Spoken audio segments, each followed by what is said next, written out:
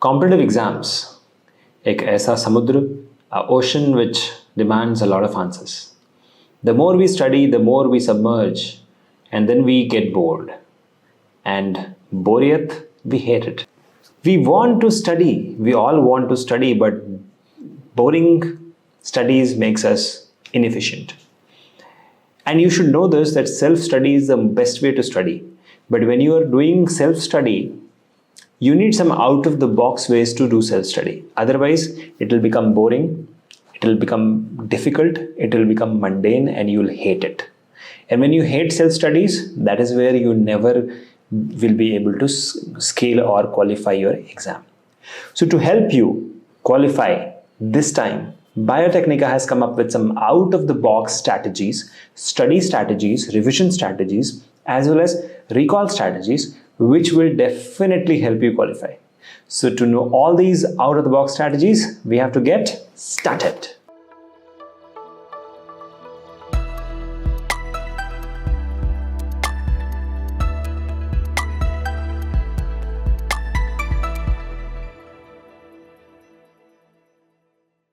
Welcome back. So now we are into the ocean of studies. Self-study, we all want to do that.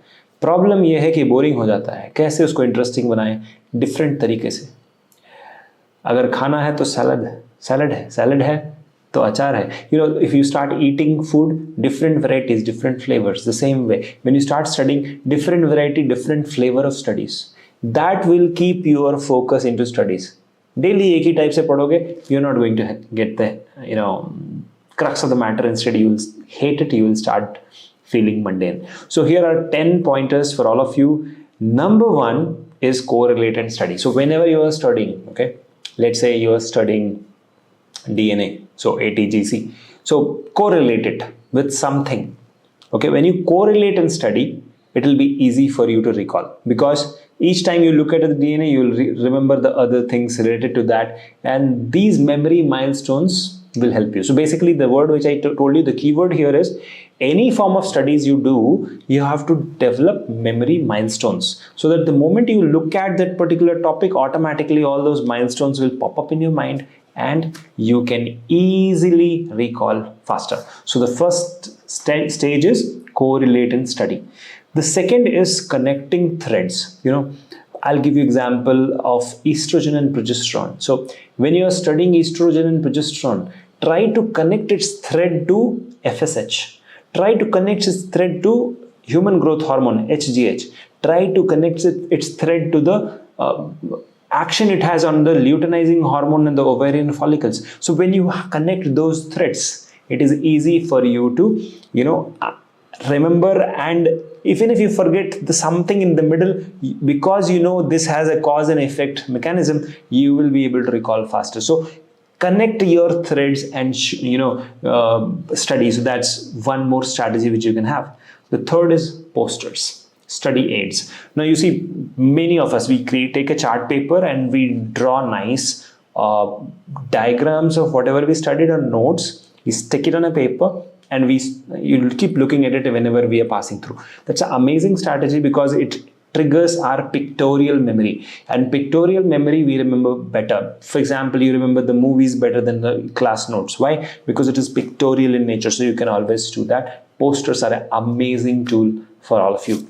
The next out-of-the-box strategy is teach and learn. Now, I personally used to use this strategy. I will just go and pick out a student who is weak. I'll say, do you want any help on this topic? Because I just studied, and he'll say, yeah, please tell me. And I will teach him. While I am teaching, I'm also listening, right? I'm learning. And while I'm teaching him, I will automatically be correlating and studying, and I will automatically connect the threads. Plus the questions which he will ask me, that will help me connect the threads, and that's how we will be able to study better. In fact, when you are teaching and learning, now you can together make the posters, right? And get a Xerox and stick on both the walls, your friend's wall and your wall. So you both study better. So that's one of the out-of-the-box strategies which I used to follow. You can do that. And this will not just help you in NEET exam, CSIR, NET, GATE, any competitive exam. These strategies are going to help you.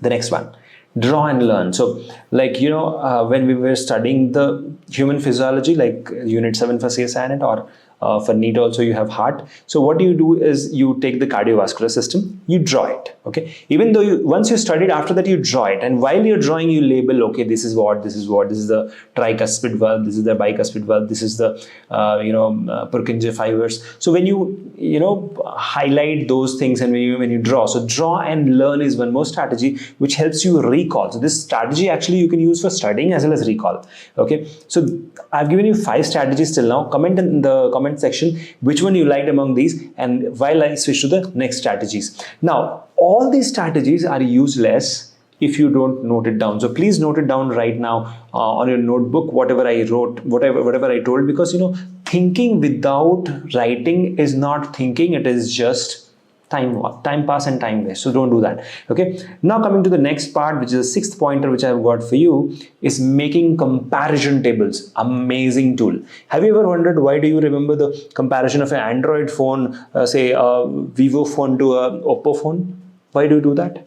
Because you are in a position, so you compare and then you can recall. Any moment you want to say, okay, is Vivo better or Oppo? You can say Oppo is better, something like that. So what happens here? Make comparison tables. DNA, RNA, okay, protein, whatever is the comparison, okay, the 3D structure, the 2D structure, whatever is there, you can always create a comparison table. Okay, now that way what happens is, if you remember one side of the table, automatically the other side is you remember. So that's one strategy you can follow. The next one is making flowcharts and mind maps. Amazing tool. Right now what you're seeing on the screen here, this is a mind map. Okay, flowchart is a bit different. If you want, you can download the concept flowchart sample copy. I'll give in the description. So what happens is, make flowcharts and make mind maps. This way you can connect. Okay, how your brain learns is connection, like neurons are connected. So basically connection means each time a signal is processed, it passes on from one neuron to other. The same way concept moves from one to another through arrows, right? So one concept should lead to the other concept should lead to the third concept. So that's what make flowcharts and mind maps. Next one is cross connect and learn. So like I said, human growth hormone and progesterone, there is no direct relation, but yeah, there is a relation. For example, coffee and taking antidepressant. Okay, there is no direct relation, but when you are taking coffee, so it is a it activates. And if there is a CNS depressant you have taken, so you can always correlate and cross connect. You should not take coffee with this medicine. So that way you can always cross connect and learn.